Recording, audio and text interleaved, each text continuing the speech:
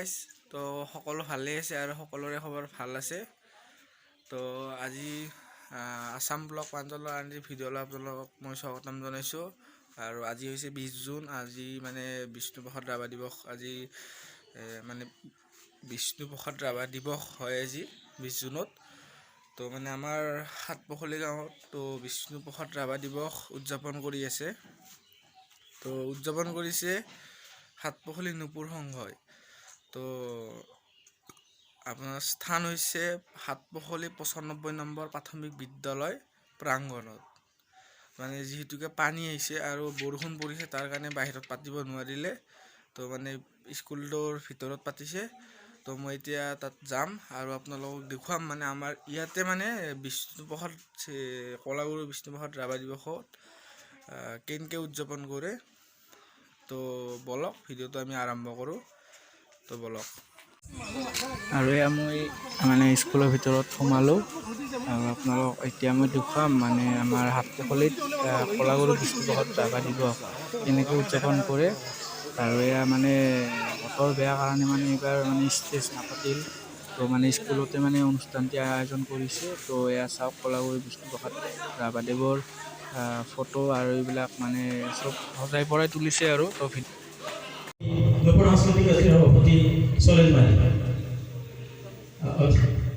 সম্বৰ্ধনা অনুষ্ঠান এটি আছে। সম্বৰ্ধনা সভাপতি চলেন মালিক সম্বৰ্ধনা জনাব। নয়ন আছে।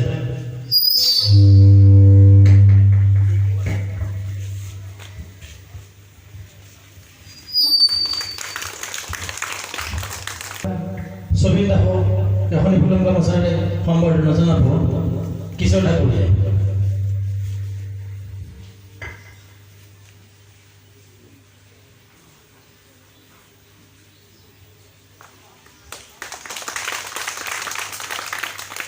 নুপুৰ সাংস্কৃতিক গোষ্ঠীৰ সম্পাদক ৰবি দাসক ফুলন গামোচাৰে সম্বৰ্ধনা জনাব ৰাজীৱ ঠাকুৰীয়ে।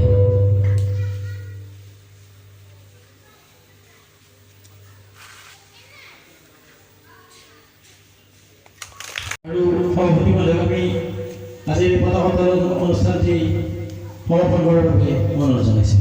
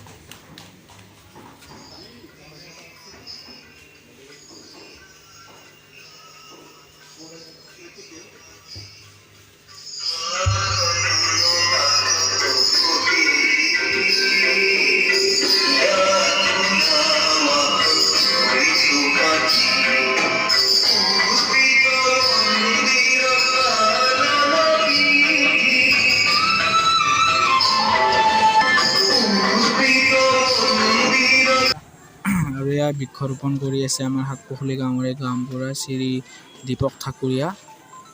তো ভিডিঅ'টো চাই থাকক। আৰু এয়া বিষ্ণুপ্ৰসাদ ৰাভা দিৱস উপলক্ষে চিত্ৰাংকন প্ৰতিযোগিতাৰ আয়োজন কৰিছে। তো ইয়াতে আপোনালোকে ভিডিঅ'ত দেখা পাইছে যে কণ কণ ভাইটি ভণ্টিসকলে ইয়াতে অংশগ্ৰহণ কৰিছে। আৰু ইয়াতে মানে গম পাই বুজিব পাৰি যে কণ কণ ছাত্ৰ ছাত্ৰীসকলৰ মানে কিমানখিনি মানে আগ্ৰহ আছে এইবিলাকলৈ।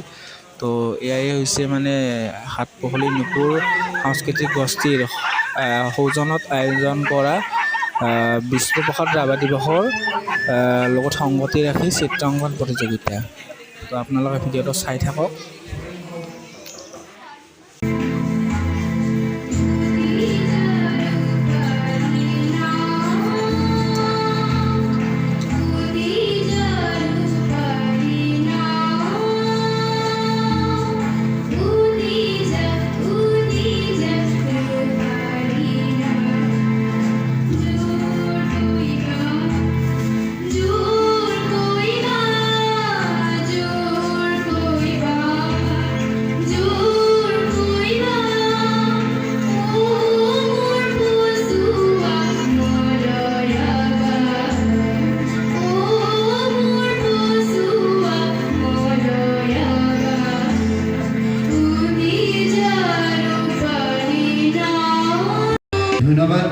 মল্লিকা ঠুকুৰীয়া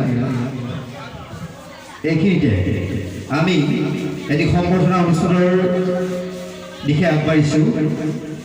অলপতে হৈ যোৱা চিত্ৰাংকন প্ৰতিযোগিতাখনি বিচাৰকৰ আসন অলংকৃত কৰা বিচাৰক মাননীয় শ্ৰীযুত কমলমণি দেৱক আমি সাতপথলি নপুৰ সাংস্কৃতিক গোষ্ঠীৰ তৰফৰ পৰা আন্তৰিক অভিনন্দন জ্ঞাপন কৰিছোঁ।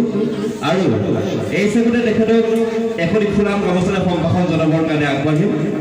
সম্ভাষণ জনাব নপুৰ সাংস্কৃতিক গোষ্ঠীৰ অন্যতম সদস্য কিশোৰ ঠেকুৰীয়াই।